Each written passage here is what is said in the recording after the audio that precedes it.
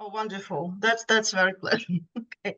I also regret I couldn't come. I have some health issues. I had operation recently, and that's really pity for me because I would like to also to communicate in floors on all these issues with all of you.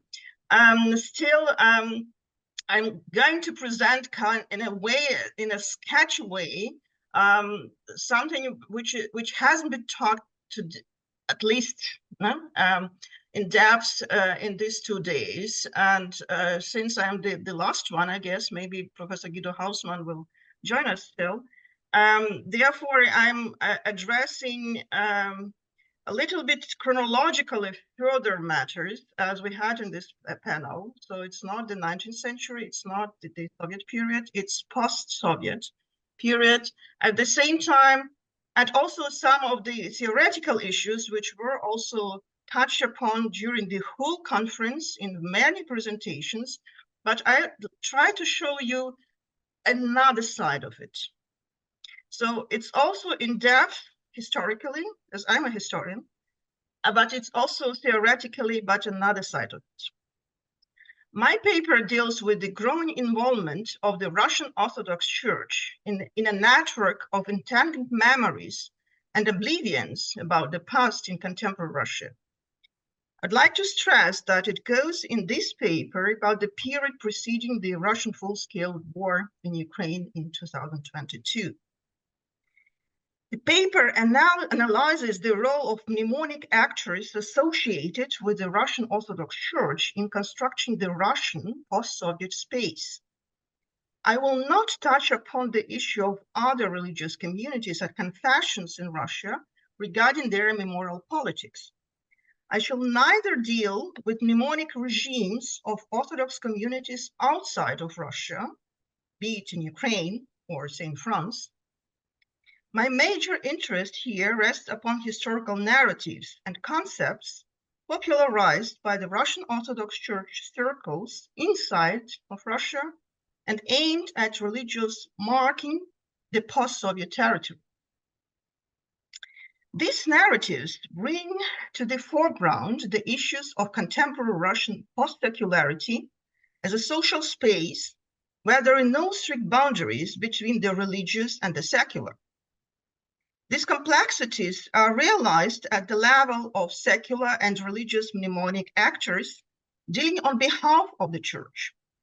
It is also present on the level of languages of narration about the past that contain the terminology of redemption, sin, repentance, and forgiveness.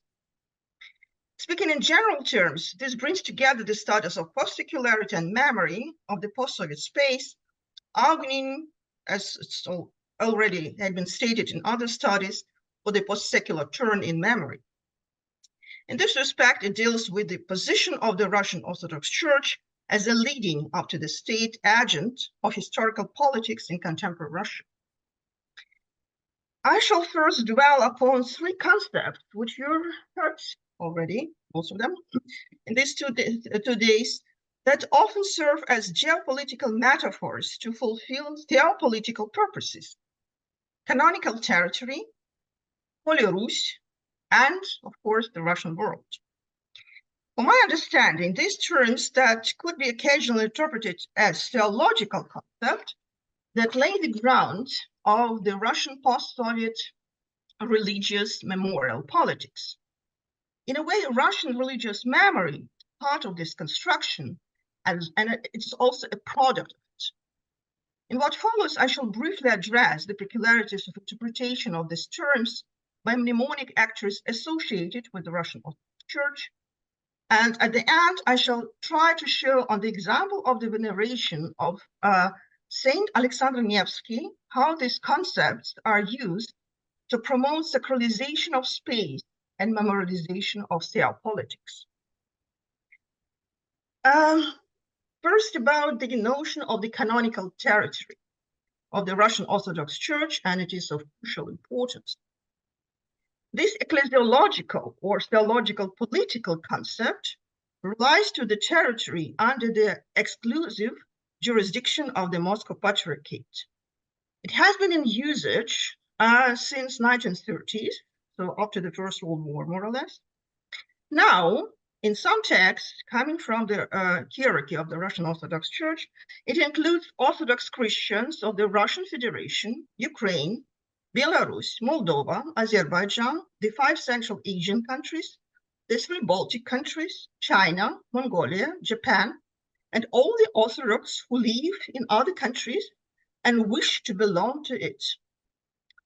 According to one of the scholars, Mikhail Suslov, over the past 2 decades, the canonical charter of the Russian Orthodox Church has been a topic of discussion among church intellectuals who refer to the apostolic rules and words of St. Paul that attach the territory of a diocese to a specific bishop in order to prevent proselytism by other Christian confessions in the post-Soviet space. And you can imagine there are conflicts and contradictions. These are the territories marked conflict fields, marked geographical conflict fields, marked by Igor Rancia in his depiction of the problems of canonical territory concept and unit churches. Suslov at the same time pays attention to the contradictory character of interpretations of canonical territory in contemporary Russian Orthodox Church.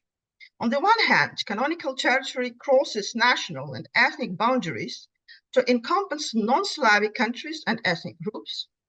On the other hand, one can observe a tendency to associate canonical territory with ethnicity rather than territory, specifically with the Russian-speaking diaspora in the countries of Western Europe and the Americas.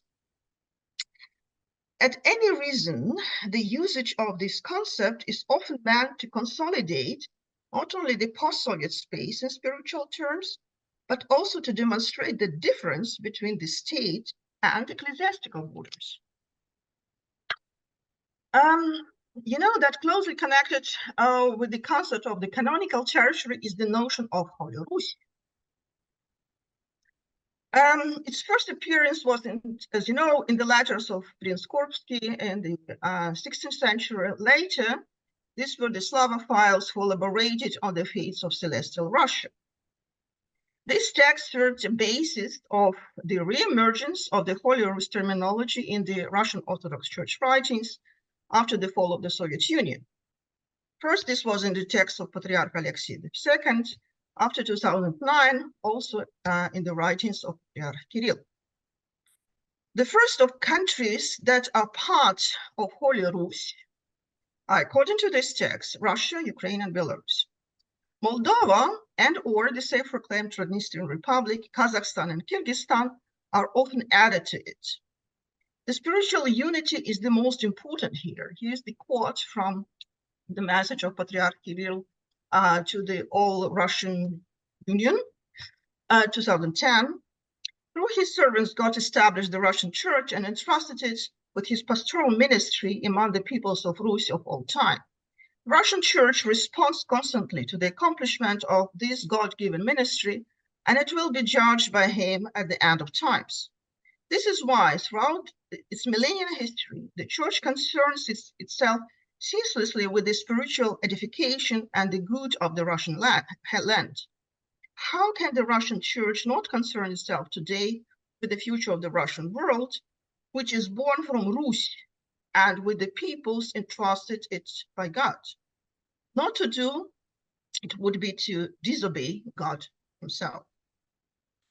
And of course, the term Russian world. The term Russian world is the most important here. According to Catherine Slee, the definition of this term is quite fuzzy. It is considered as a doctrine, a concept, an ideology, a strategy, a theory, a complex of norms and representations, an imagined community, and even more. Traditionally, it describes a specific form of civilizational unity associated with Russian culture.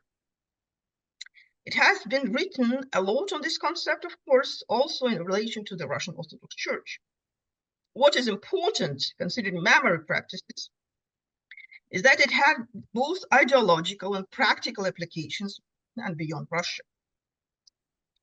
For the hierarchs of the Russian Orthodox Church, the Russian world was, at least till recently, more a religious concept, not a political or cultural term.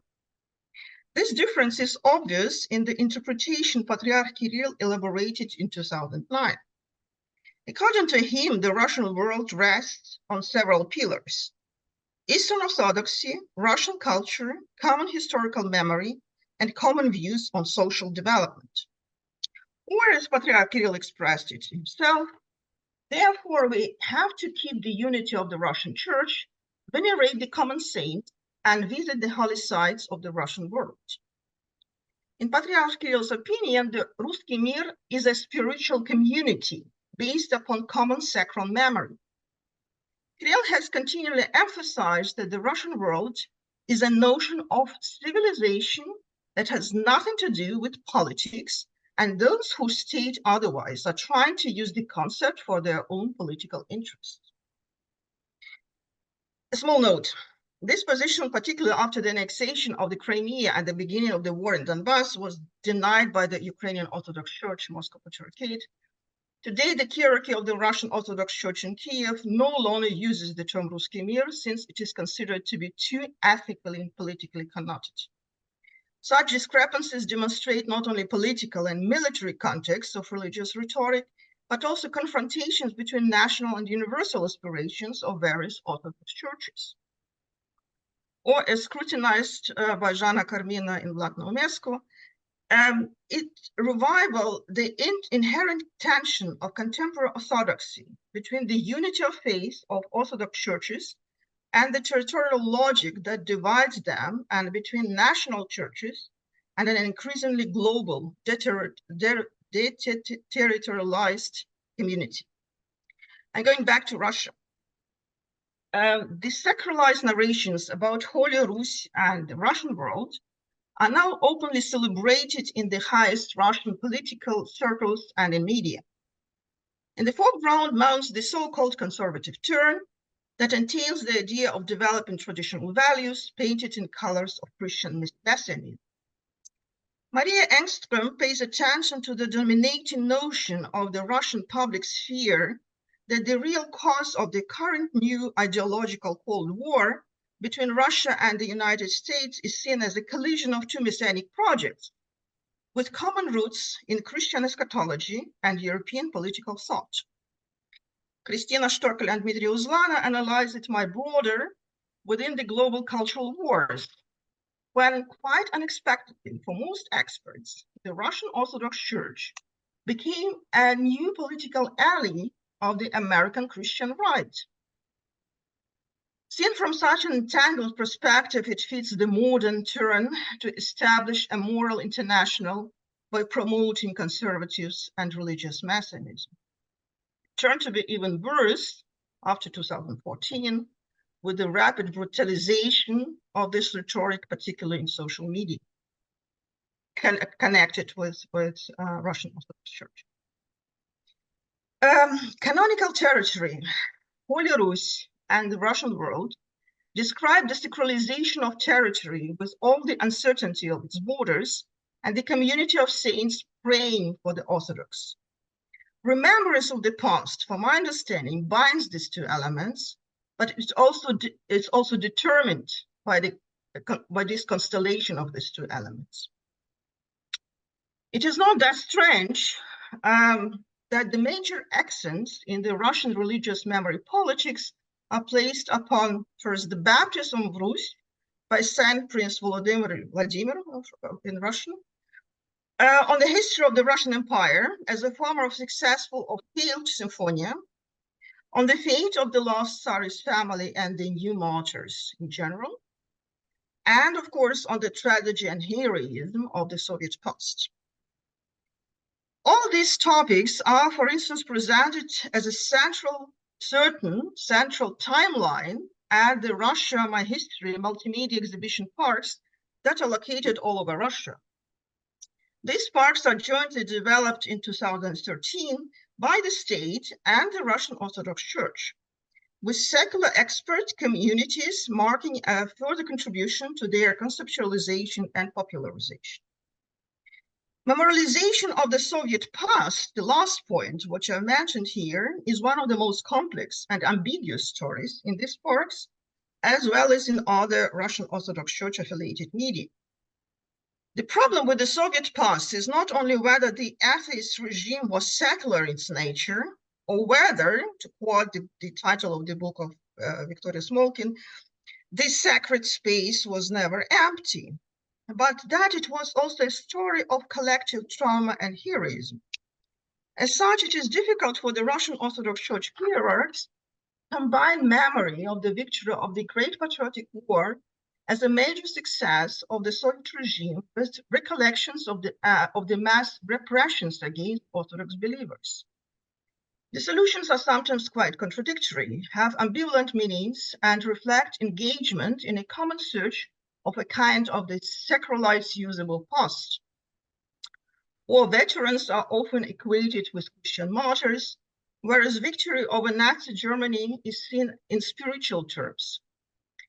Besides, narrations of the Russian Orthodox Church provide a certain chain of memory connecting contemporary Russia with the pre-revolutionary period, marking Soviet times as one of the semantic breaks when religion was deprived of memory. In the popular narration of the sacred past, there are several figures who symbolically bridge this gap between different periods in Russian imperial history, Soviet history, but also between different geographical units, mapping this space. Most prominently, it is the image of Saint Alexander Nevsky. Since I've been written about the militarization of this cult, him as a military saint in contemporary Russia elsewhere, I shall limit myself today only to the description of the role of the cult of Saint Prince Alexander in mapping Russian space.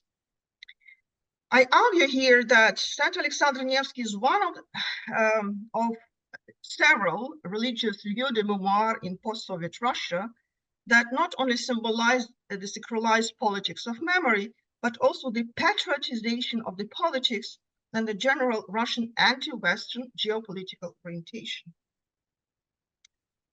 As you all know, Alexander Nevsky served as Prince of Novgorod, Grand Prince of Kiev, and Grand Prince of Vladimir. Shortly before his death, he took monastic orders under the name Alexei. As prince and ruler, Alexander halted the eastward drive of the Germans and Swedes. He also maintained close relationship with the powerful Golden Horde, while also agreeing to pay them tribute, thus forestalling the imposition of Mongol rule over Kiev and Rus. His defeat of the Swedish invasion on the north and the confluence of rivers Ozhor and Neva in 1240 won him the name Nevsky. Prince Alexander is also known for his victory over the Teutonic Knights, who had invaded Kiev and Rus northern territories. Alexander defeated the Knights in the famous Battle on Ice. He was canonized as a monk during the reign of Ivan IV, Terrible. His veneration as an imperial saint started with the rule of Peter the Great. And you all know the Eisenstein film, his popularization as a military hero against the West occurred in Stalin times. Now, what happened today? Over the past decades, the military and patriotic image of Saint Alexander Nevsky has acquired new dimensions and overtones. One of these relates to changing perceptions of Russia's civilizational path. It was not only by chance that Patriarch Kirill himself was personally involved in the organization of the festivities to celebrate the 800th anniversary of Nevsky's birth in 2021. Back in 2008, Kirill, then Metropolitan of Smolensk and Kaliningrad, had taken part in Russia's TV channel media event titled The Name of Russia. The viewers had an opportunity to vote for and elect the greatest Russian of all time. The final 12 candidates selected on the basis of the votes cast included Alexander Nevsky, whom Metropolitan Kirill presented in the general public. At the end of the contest, Alexander Nevsky was elected by TV viewers on the greatest Russian historical personality. In his video presentation, Patriarch stressed Nevsky's importance as the savior and builder of Russia, a leader, moreover, who does not require rehabilitation or defending, since all the stories about his feast known to the Russian people are laudatory. Without him, Russia and its civilizational code would not exist today. I would like to stress that this theme of a civilizational code peculiar to Russia, equivalent to a kind of genome, appears as a constant refrain in the Patriarch's public addresses of St. Alexander Nevsky. The application of this term should be generally regarded within the context of civilizational turn that has taken place in Russian political discourse and memory politics over the last decades, and apparently connected with the above-mentioned terminology of the Russian world and Holy Rus. I shall provide you 3 examples. The festivities planned on 800th anniversary of St. Alexander presumed also the construction of churches in honor of St. Alexander Nevsky in the Russian borderlands. They are meant to form a symbolic cross to provide Russia with spiritual protection against foreign invasions. Such plans were providing a new impetus to memory of St. Alexander Nevsky, conceived as a symbol of anti-morale Christianitatis, or a national bulwark of Christianity. And of course, the construction of these churches is follow up generally the politics, imperial politics of the Russian Empire in this sense. We had St. Alexander Cathedral in Warsaw also at the beginning of the 20th century. St. Alexander Nevsky appeal across the Russian world is so broad that he has become one of its integrating factors. Besides the hierarchs of the Russian Orthodox Church, there are different expert communities. I shall provide you with, here on the screen, several quotations from the writings of the ill-famous Izborsky Club. There are also numerous other mnemonic actors, including Russian diplomats, the media, policymakers, cinema producers, who are contributing to the image of St. Alexander as a prominent warrior, an embodiment of the Russian civilizational path. Some of them are affiliated with the Russian Orthodox Church. Some represent local authorities that build monuments to the saints. Such initiatives mark pluralization of memories on the local level and signify a search by regional elites for their roots. Another example, the memory of St. Alexander Nevsky has recently been revitalized, not only in the Russian provinces, but also in several contested border areas outside of Russia. For example, the Church of Saint Right-Believing Alexander Nevsky was reopened in 2011 close to the Bender fortress in Transnistria. To mark the occasion of Patriarch Kirill's visit to the region in 2013, a sculpture bust of St. Alexander was also erected close to that church. Furthermore, an image of Alexander Nevsky was used to decorate Luhansk during preparations for the 2017 Victory Day.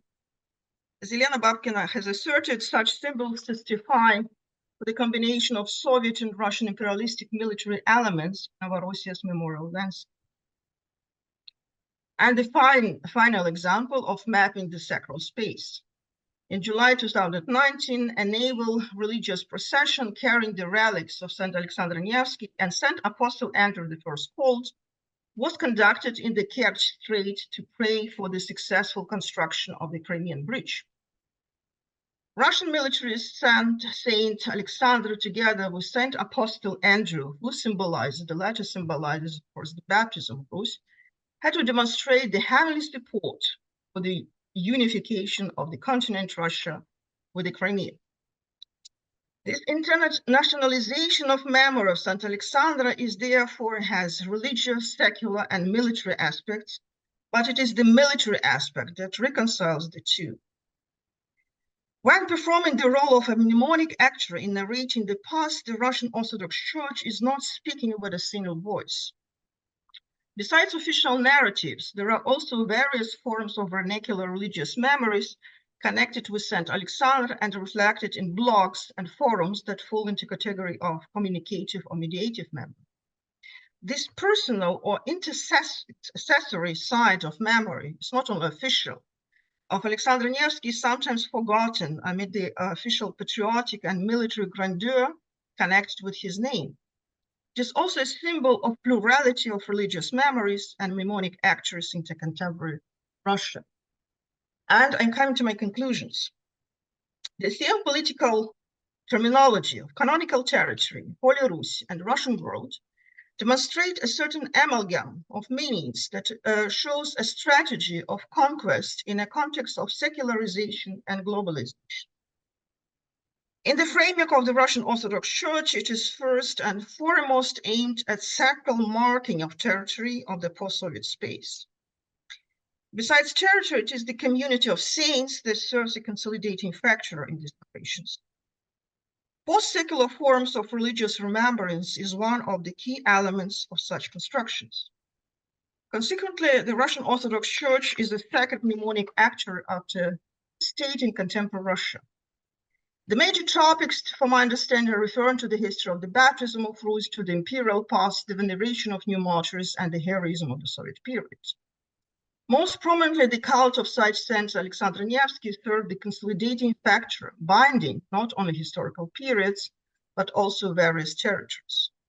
And a very small remark, although I promise not to do it, but what happens with all these concepts and situation narrations after February 22. It is, for my understanding, a borderline that has substantially changed the narrative. More radical militarization of historical narratives is observed.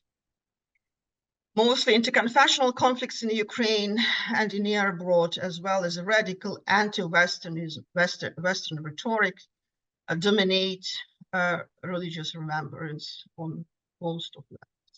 Thank you so much for your attention. Sorry for disturbing in the background.